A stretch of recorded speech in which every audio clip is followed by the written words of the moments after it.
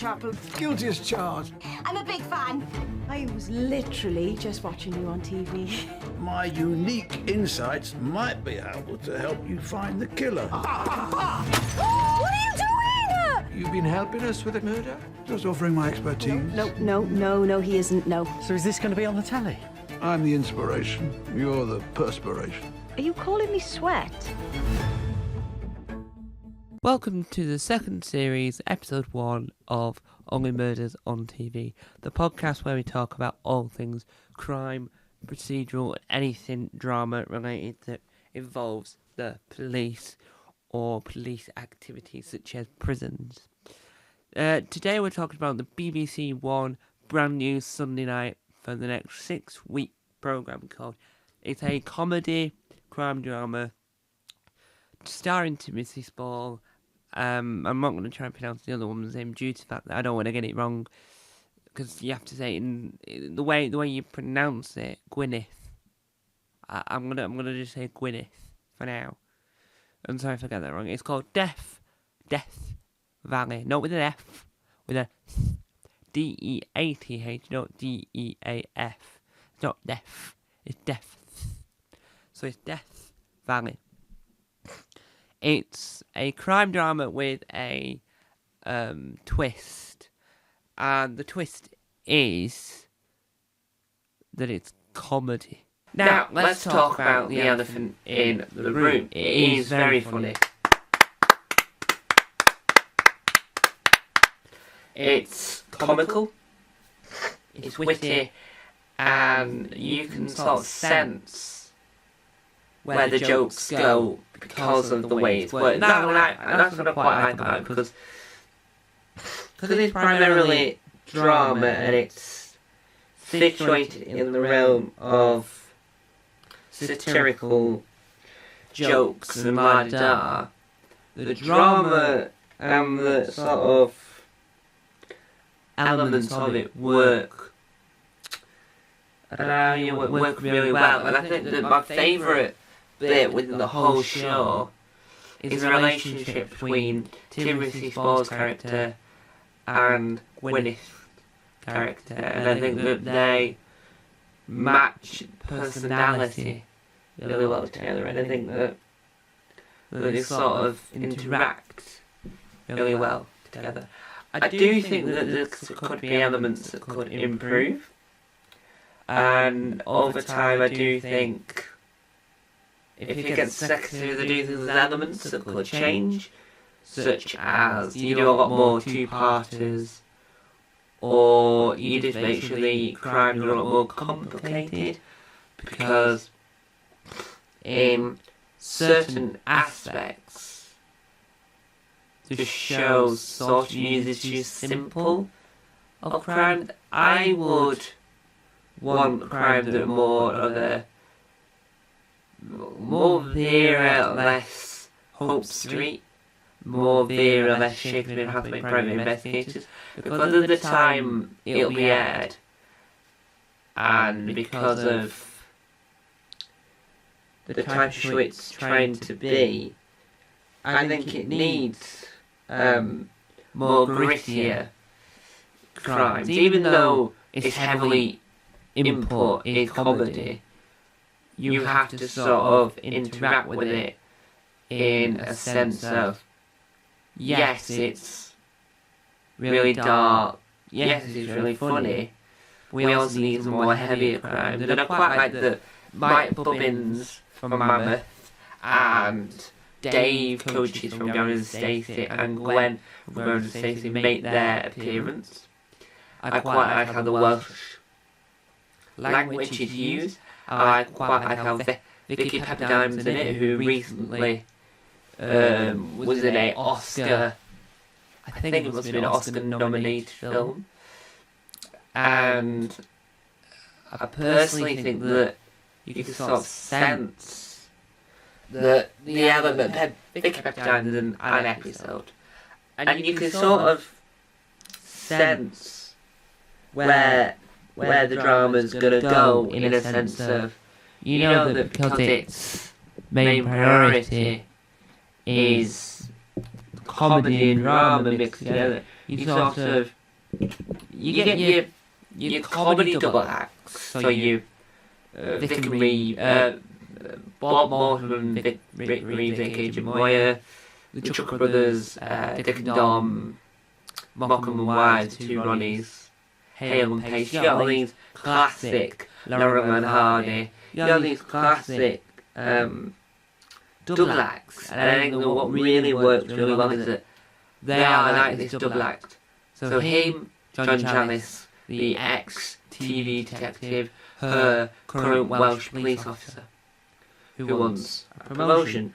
And what really works really well in this, right, is the fact that we get the comedy double act and you get the comedy elements, but at the same time, you also get your dramatic, your criminal elements.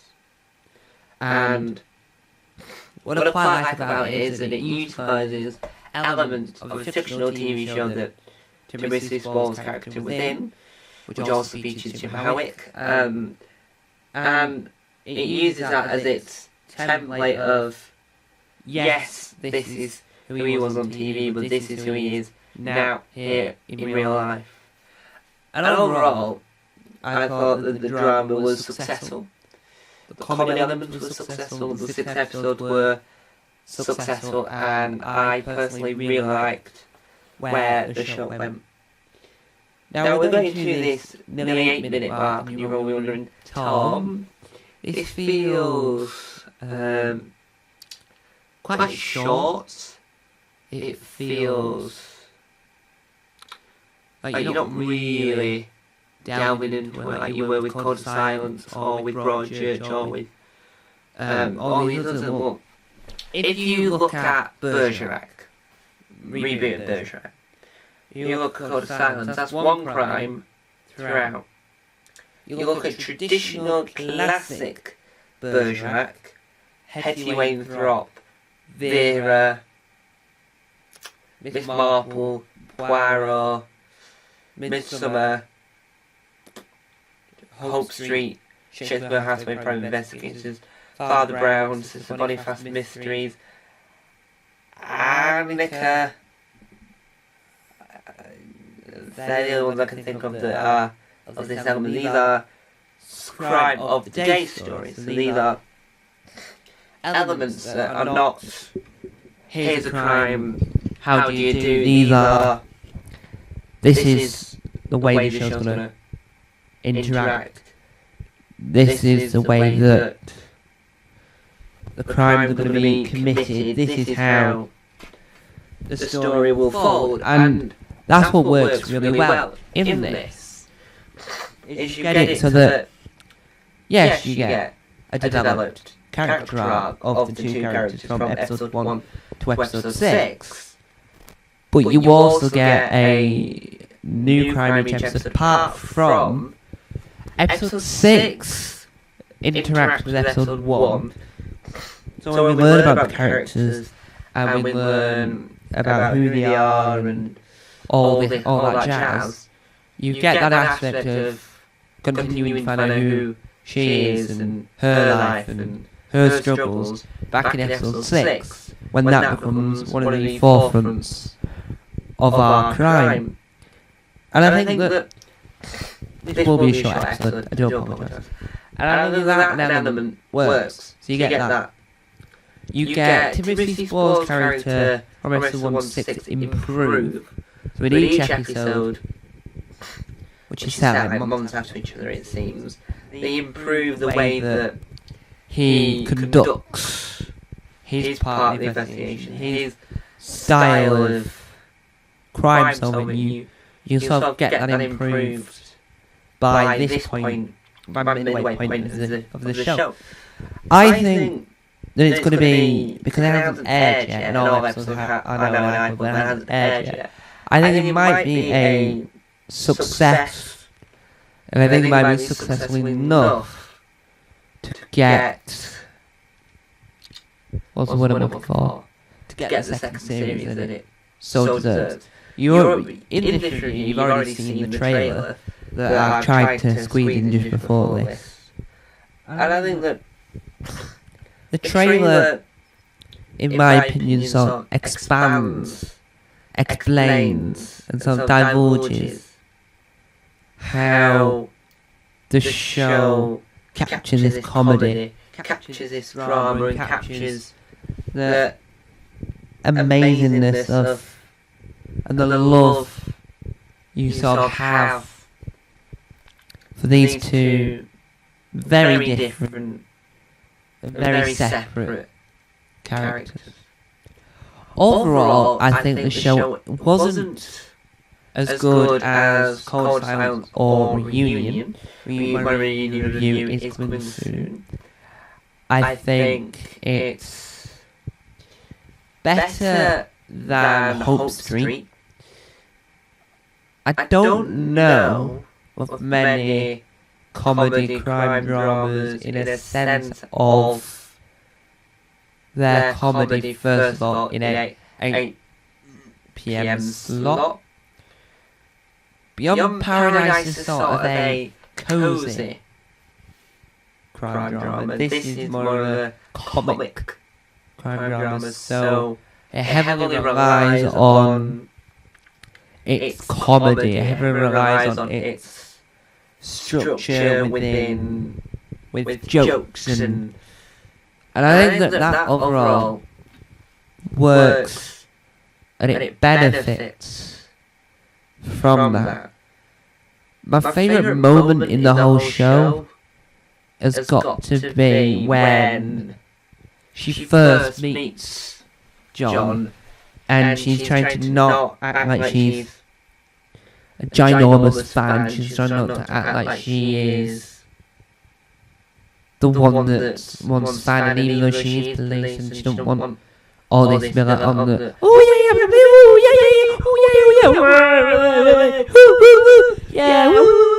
she doesn't want all that portrayed. She wants I'm the police, but I'm a big fan of you. I spent months watching your show back on TV all the time, and we've just been watching it on the screen in the house with the victim. The victim is, and I think that works on a comedy scale. So, I'm going to leave it there before the microphone dies, because I'm concerned the microphone might die. And I know 13 minutes is rather short for me in these episodes, but I think that this show has to be seen to be appreciated enough. So I could sit here and go, oh, this was amazing. My favourite moment was when I really love that crime, I really love that. Oh, yeah. I really loved it. And I don't really want to spoil it. The only episode I want to talk about that you wouldn't get in an American program, in my opinion, is a murder mystery event. So, I don't know much about the aspect of it, but there is a trend in Britain based on Agatha Christie, where people gather to do murder mystery weekends where they might go to a manor house and they might dress up in 1940s clothing and serve blanket in the dining room might get killed like Cluedo. And I think that's what that episode I think is my favourite, because it shows that there was other crime dramas on at the same time as the one that we depict in this show, and you learn more about John as a character and how he failed, how he lived when there was another crime drama on the other side that was sort of trying to corrupt and trying to beat his show. Now, what I like to say before we end this, and what might not be said elsewhere, is there's a lot of crime drama on TV at the moment, and I think this is in the best category, and it probably will win a BAFTA next year. So, there you have it. Thank you guys for listening and for watching. I'm sorry it's a lot shorter than the previous episode. It's just I'm looking at my microphone, and it looks like it's going to die, and I'm scared I will lose the recording, so I'm going to end it soon. Bye-bye.